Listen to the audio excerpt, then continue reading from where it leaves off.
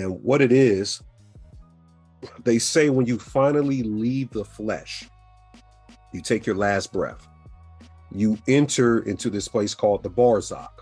That's in Sufic physics.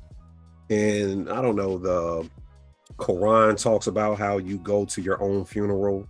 And if you lived a life with an open heart chakra, when they bury you in the grave, you stay, I guess, a couple of days there, and the spirits of the grave begin to communicate with you. So they say, tell your family members that you don't want to be buried next to a stranger, because if you're buried next to a stranger and they haven't left this realm, if they're trapped in the astral grid, then you might have to deal with that negative energy until you get up out of here. Now, I'm not saying that this is literal. This is just a belief of that Sufic Islam tier of whatever they left behind as metaphysical information. So we don't know if that's real or not. But of course, if I was buried, I would tell them to put me next to my father or whoever my family member is, so I wouldn't have to deal with that. So we have to begin to think about that now. And they say after a couple of days after the funeral, hundreds of angels come to receive you. So they're not really angels, there's really light particles in the quantum realm.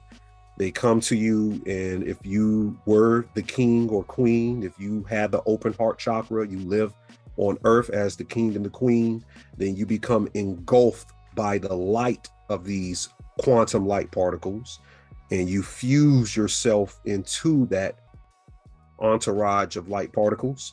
And they say this is when Ta'ala, which means a convoy of light comprised, brings you up into the interspace of realities. And that's what the Barzak is. In the theosophy, in the occult world, the Barzak is called the Metaxu. You said, what about cremation? What I hear about cremation, I heard cremation isn't good. I'll tell you why. The Egyptians were mummifying the bodies because they found out the metaphysical secret of how to get past the archons.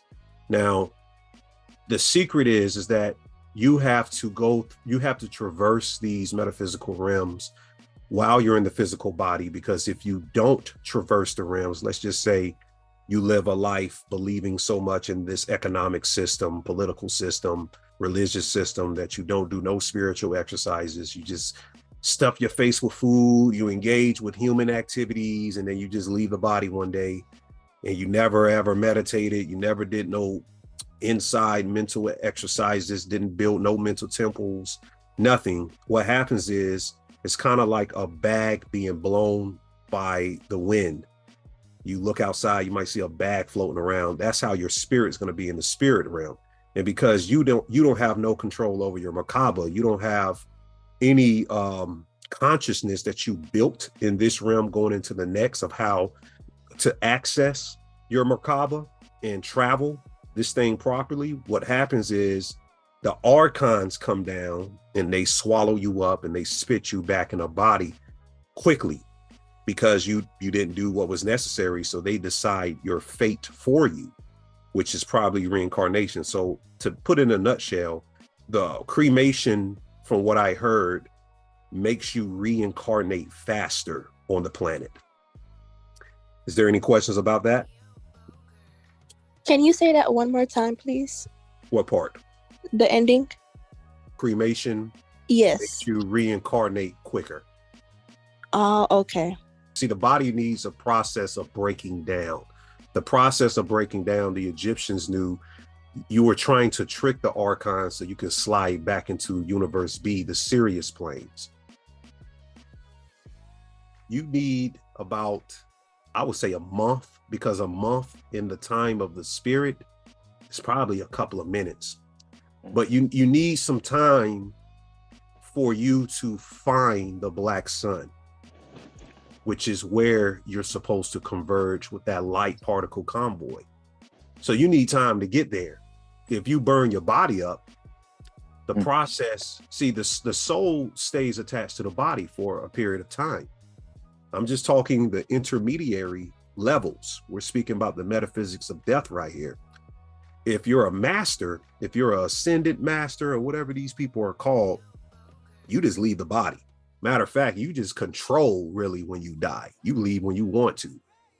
And when you finally leave, your soul, remember I spoke to you about the Yakita. The soul is compartmentalized. There's a part of the soul that's like a UFO. They call it the HGA, the Holy Guardian Angel, but it's literally a invisible quanta of the soul that floats above you in the skies. Wherever you go, it follows you. And that's where the tractor beam. That tractor beam comes out of the Yakita, the highest part of your soul. So it's not literally a UFO coming to get you. Your soul is coming to get you. And it brings the lower portions of the soul back into the high, and then you zoom off into hyperspace and you go to another multidimensional reality where you aren't a human. So there are other bodies of you as probably alien forms. Allow the body to break down long enough so you can traverse the Duat, go through the land of Amenta, and get back to the black sun so you can converge. The black sun itself is the body of the Yakita. It's a part of the body, it's a network. And you can, and that's the whole Nibiru. Nibiru is the black sun. All of that shit is the same thing. And you converge back into it. You're broken up in parts right now. You converge yourself back into it, and you're able to permanently leave reincarnation.